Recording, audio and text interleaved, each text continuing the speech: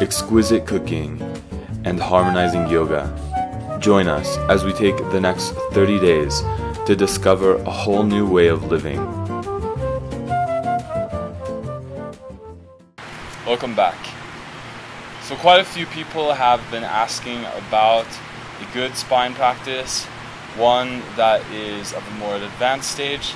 That way, those who have already gotten into a good yoga practice and are conscious of their spine can move more deeply into strengthening and stretching the spinal column. So this is about an intermediate to advanced phase of spinal stretching. The first thing we always want to do, especially with the spine, is a warm-up. So just do a gentle warm-up, starting with the head, circling the head around.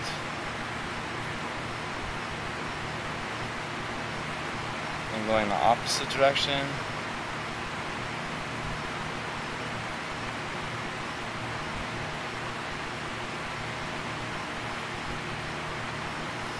Alright, now we'll work through the upper portion of the spine.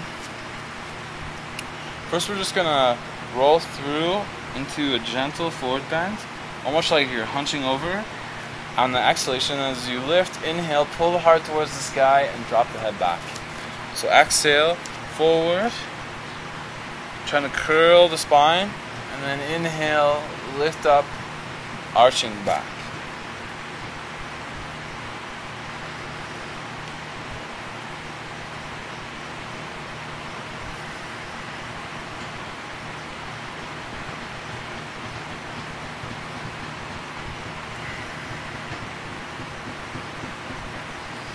Alright, now we'll work through what's known as a spinal torsion. So we're just creating an S-like shape through the spine. This most people find pretty difficult because it requires a certain degree of control and isolation within the body. So this is a good practice for you to become more conscious of how your body mechanics operate.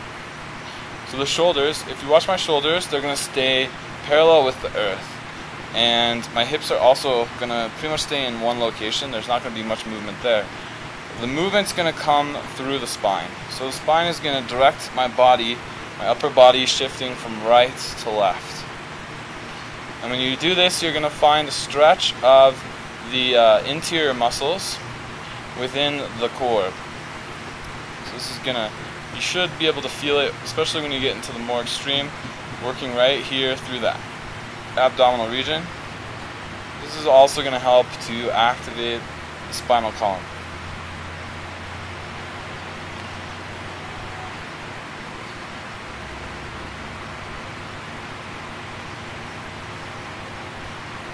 Alright, so now our spine's a little bit more active, there's good blood flow, and we can come into our more intense spinal stretches. The first of which is going to be coming onto the hands and knees. And we've done this before in other videos, but it's a really good spine stretch. Now you want to be able to control the hips and the pelvis like we do in cat-cow pose.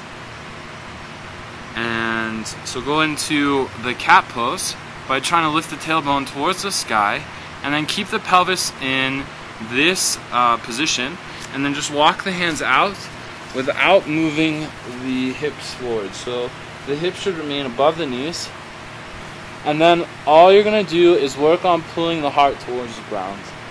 There are many people that are more flexible that will be able to get their heart to the ground. In my case, I'm not quite there yet. That's alright.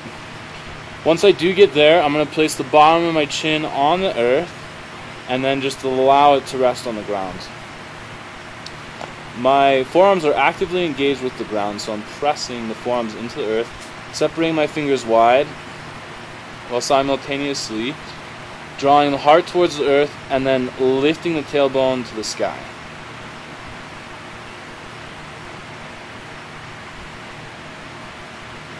Now I'm going to release, counter pose, coming into child's pose, knees together, chest rests on the thighs, and then bring the top portion of the forehead towards the earth. And try to roll the tailbone towards the ground so you get consistent curve through the spinal column.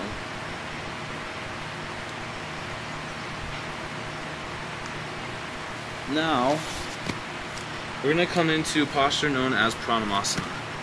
So, the wrists are going to be underneath the shoulders. This is going to be the more supportive posture. Otherwise, the more advanced will be without the hands. And all we're going to do is bend the elbows and place the head on the ground in between the hands. So we can stay here. Find the center of your head, or the top of your head, and just keep it on the ground. Otherwise, if you're more flexible, and if you have more strength in the neck, then engage the head with the earth, and then bring the hands to the outsides of the shin to the ground. So we're just going to stay here.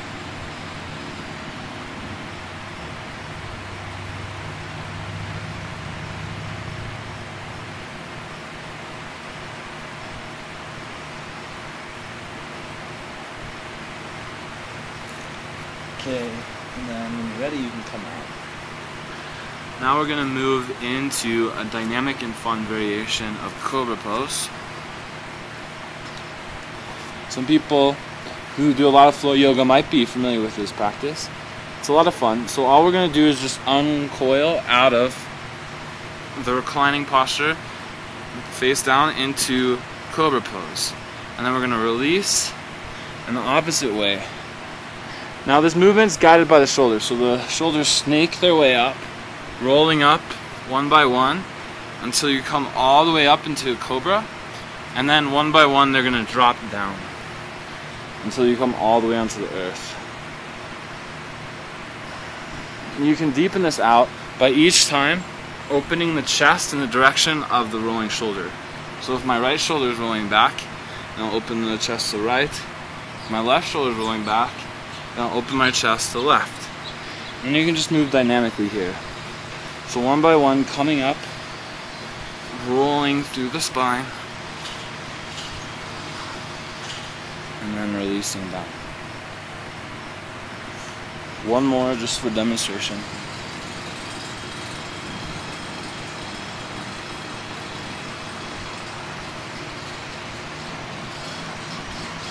And then relax.